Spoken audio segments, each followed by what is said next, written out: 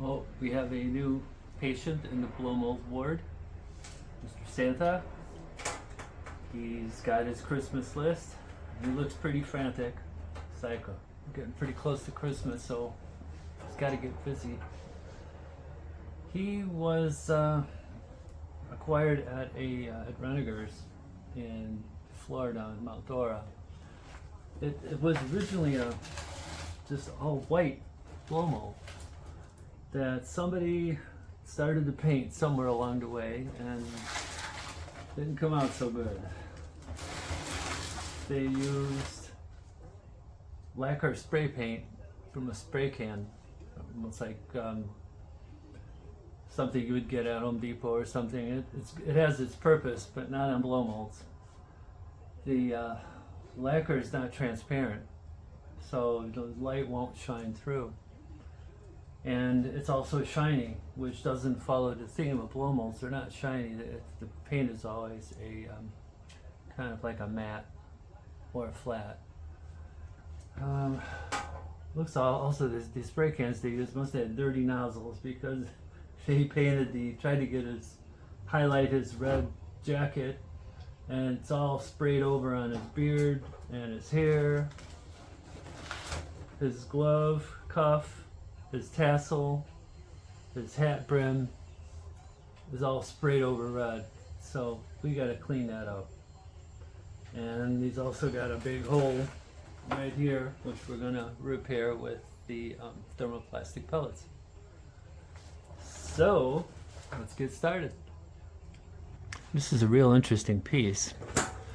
The face appears to be well done. You got the classic blue eyes, but the rest of it is just sloppy. It's just like somebody started with a different plan and somebody else come along with a spray can and just with a dirty nozzle and just spritzed it. You could see where you don't want this shiny, glossy. It's good for, that paint's good for other stuff, but not for a blow mold. You could see how the paint just got into his hair, the brim of his hat, this tassel, his sleeve, muffs, his sash. But we could get this off. And you can see I've got the light on in the unit. The light just doesn't come through. And it's gonna, when you do something like this with lacquer in a spray can, it's gonna be splotchy, and it's kind of gonna come out like when you see spray painted cars where people use cans. Yeah, it's not gonna be too good. So we're gonna get the airbrush out. Not gonna get into heavy chemicals to remove it. I don't want to damage the plastic. This is probably an old piece. You see the back? This unit was originally all white. And you could buy them all white and paint them yourself. So when you start to remove the paint, here's a section I did. Do so on the back. And again, I'm not into the heavy chemicals with this plastic. Heaven only knows what kind of heavy stripping chemicals, what kind of reaction that's going to have long term. So in this case, I used lacquer thinner and steel wool, and the spray paint came right off. Another thing, if you're dealing with spray paint from a spray can, I use graffiti remover, but only this brand, because the other brands you'll see at the store will melt plastic. So we don't want to use it on a blow mold. This stuff works good. It's not real strong to the eyes. I would still wear gloves, but you don't have the real harsh chemical smell. We're going to use lacquer thinner, steel wool, and a brass wire brush. The brass wire brush, we could get into the crevices of his jacket and around his beard and his hair and get the divoted, or the paint that's deep in the divots that we can't get out with just spraying.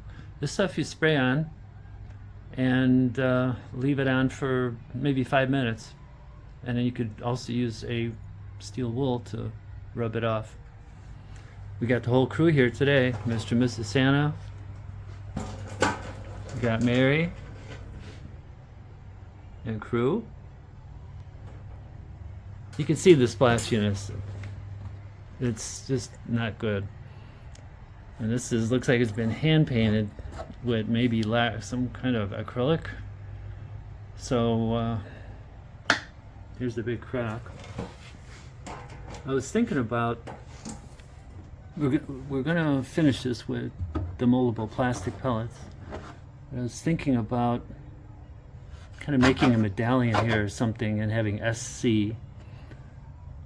I was also going to kind of draw in names, just squigglies with the airbrush, perhaps. Interesting, the face is very classic, so the color's right. The older stuff is more of a pink face. So let's get started. Before you start doing detail work on a blow mold, it's always good to fix the repairs to solidify the structure. I had occasion one time where I was repairing a unit and rolled it over on its broken side and was so busy working on another part of it that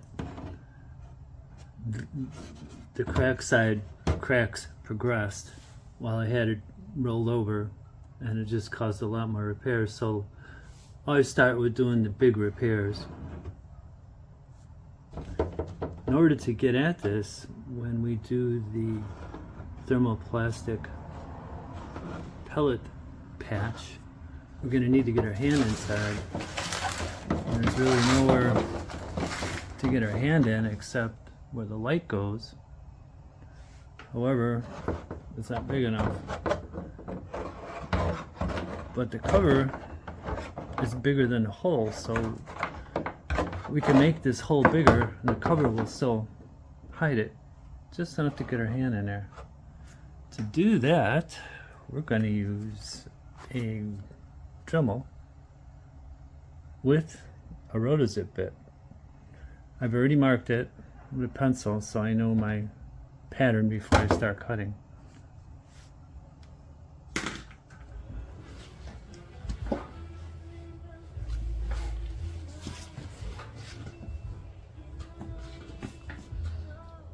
Start out slowly, be kind of a pilot, and then you could travel along. I would set it about 4 3/4.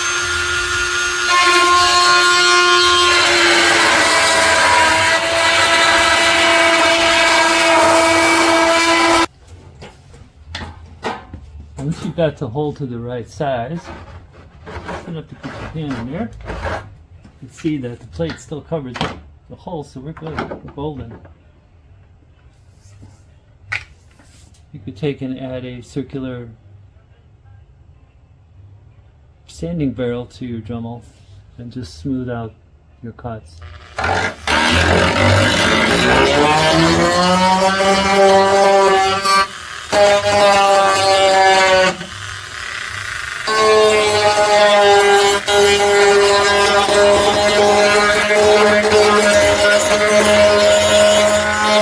Before you begin to repair with the thermoplastic putty, we need to get the shatter cracks out. There's like little stress cracks.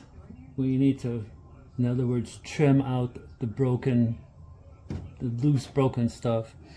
Also, you could see that there's a crack that goes right up here, stops about there. So what I do is I drill right there where the crack ends. I drill a hole to stop it from cracking any further, because it will progress up to here and then follow the line. These cracks usually follow the pattern lines. You could see here where it used to be, there was a kind of a 90 here and it squared off and then made a turn. It broke right at that 90, right along his ruffle. So we're going to drill that hole to stop the crack from progressing. So we're going to Dremel out the broken stuff and kind of make a pattern. We don't want anything left that's like brittle or that's got little hair or spider cracks in there, because when we start pushing the putty, it's just gonna crack some more. So we want a nice rigid edge. We'll Dremel this, and then we'll sand it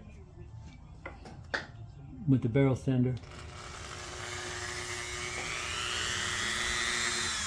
Take these sharp corners off for sure. That'll crack when you're forming the putty.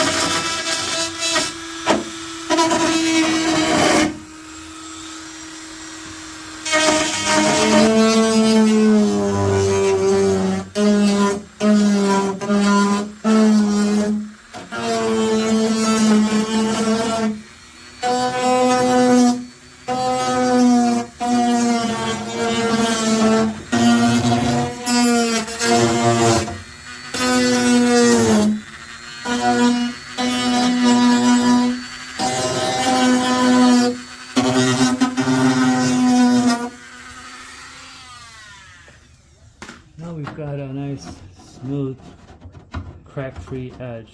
There's no spidering cracks anymore. We're going to drill this out.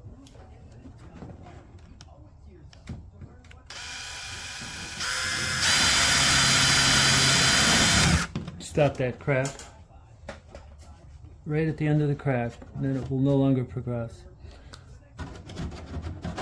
Now we'll get to the rest of it.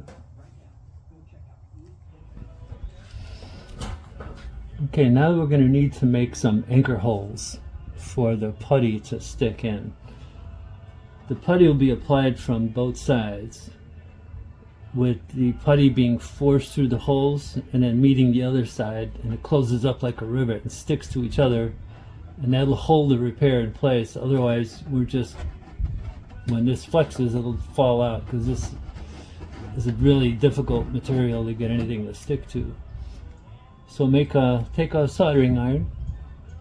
You could do a drill too, but this is pretty brittle right here, and if we put a drill in there it might break, but you could judge the piece you're working on. But I've already put some holes in here.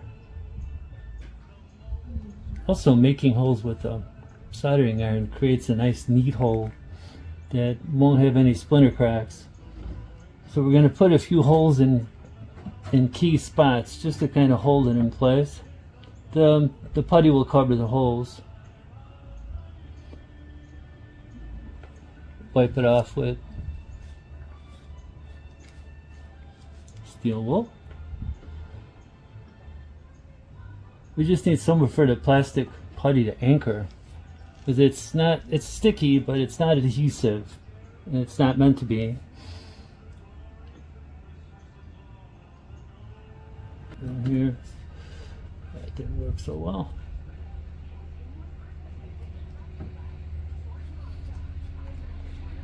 So we've got holes around the perimeter. We'll put one there as well. Don't breathe this, because it is your melting plastic and it gives off a gas. Take a razor and just trim off any dimples that the soldering gun makes. Clean up the edge. You could also take the soldering gun and smooth out this edge. Just lay it in there. Any frays or any leftovers from when we were cutting this section out, little hair frays, will just melt away. Also, we're solidifying the edge. If there's any tiny cracks, we're going to stop them right here. Just kind of run it around slow. Kind of makes a heat seal edge. It just cleans it up. The putty end, I'm going to clean this up with lacquer thinner. Lacquer thinner is not going to hurt anything. So they give us a clean edge. And dirt out of there, or any oils. Nothing wants to stick to this plastic short of a very expensive adhesive you get from 3M, epoxy and all. It's just a very difficult media to glue. You would almost have to use, like I was saying, it's the 3M with a 2-part activator. Now it's all set to accept the putty. On to the next part. Now we're going to create the patch material. We're going to use the Tionol moldable plastic pellets, casserole dish, ceramic, and water. So you put these pellets in hot water. You heat it to, I believe it is 170, which is pretty hot, so be careful with your hands. Heat the water to 170 and pour these in, and they become like silly putty, almost like a clear silly putty. And you go and form that in place. All the there's links to this material and everything that I use on the description in the page. Sprinkle a thin layer. Don't make like a mountain in there because it takes too long to turn clear. The hot water can't get at a thicker material. Just sprinkle a nice flat area, and you can see they're turning clear. As soon as they all turn clear, you could start working with it. Once they become clear, kind of scrape them out of the dish, like a patty. All these straight hairs off of here, but make sure your hands are clean. And have a towel close by because you don't want to have this stuff wet when you put it in. Just kind of tacky. We're gonna start with this corner right here. And if you don't get it right, double it over. It's kind of like silly putty, but we got to make a square edge right there. So here we go. We can still get at this side, so it's so you push it through the holes.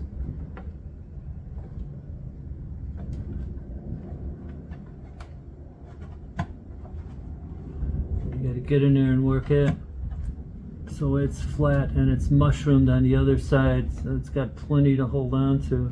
If you don't mushroom it, and we'll start making this edge. If you don't mushroom it, it'll be thick, and the light, you'll see a difference in the light coming through. It'll be too thick. But you got to work pretty quick. It starts to set up. Then it'll turn kind of like opaque once it sets up. You want to go a little bit bigger inside because you want to create kind of a, like I said, the back of a rivet, like a big rivet. So it's pressing against the unit.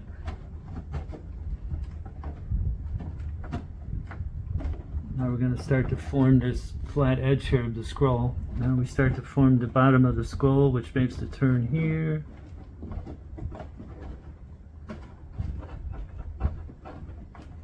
Keep in mind, if you got it, it doesn't need to be real thick. The stuff is, once it sets up, it's really strong. It's hard plastic. Also keep in mind that you could stop working with it and come back and heat it up, say with a hairdryer or something. And then you'll add, once we start building it out this way, we'll need to do that. And there's the first leading edge. Get this flat again and start bending it over to start making the turn for the flat of the scroll.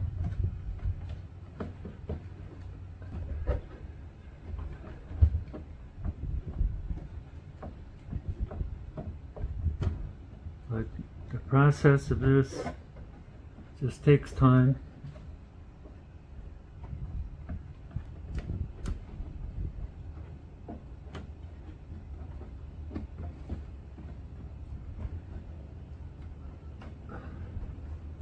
Reinforce some of the stuff you've done.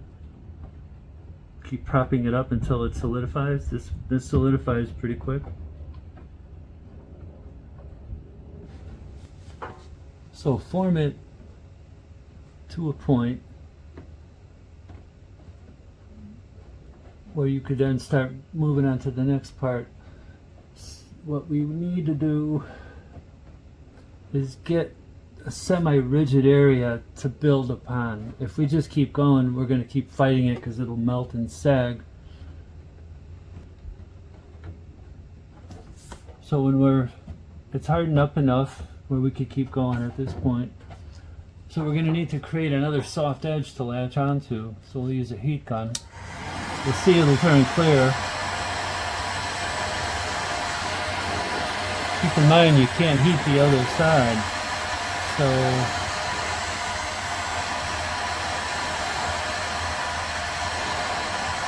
don't heat it too much or the whole thing will collapse. Back, but for now, I think we go a little farther, push the putty through the hole, kind of mushroom it over so the putty on this side sticks to it. Push the putty through, mushroom it over.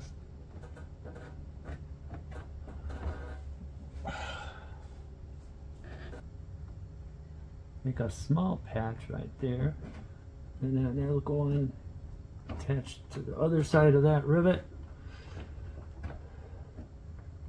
We'll latch onto this other previous section that we molded, roll this down, roll onto that rivet,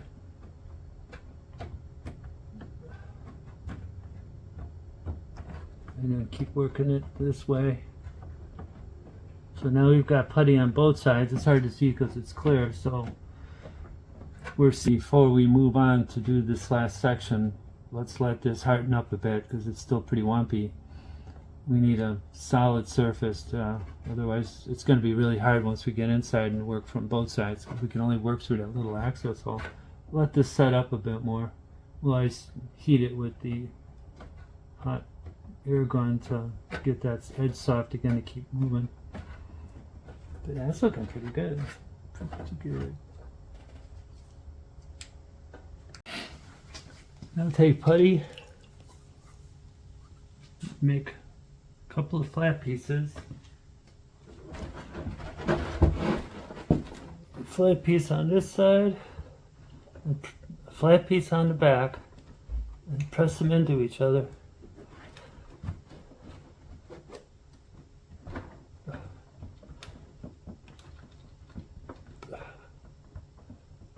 It's hard to reach.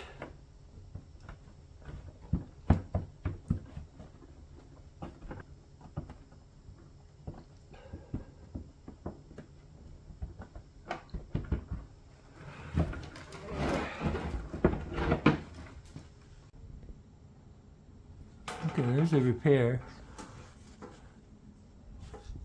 So we're going to let this harden up. We'll come back, hit it with the heat gun, and work these edges down. And then this will be, we'll spray paint this, or airbrush I should say, and we'll blend this over. We'll make the scroll maybe whiter than his beard.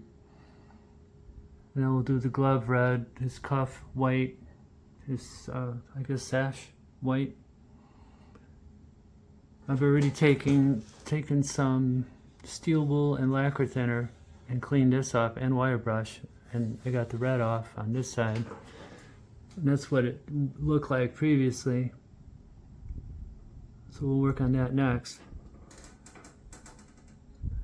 And then we'll decorate this with maybe some names of children, or like little scrolls that would represent names. Maybe now, we'll see how it looks. See, when it dries, it'll be just totally opaque. On to the next thing.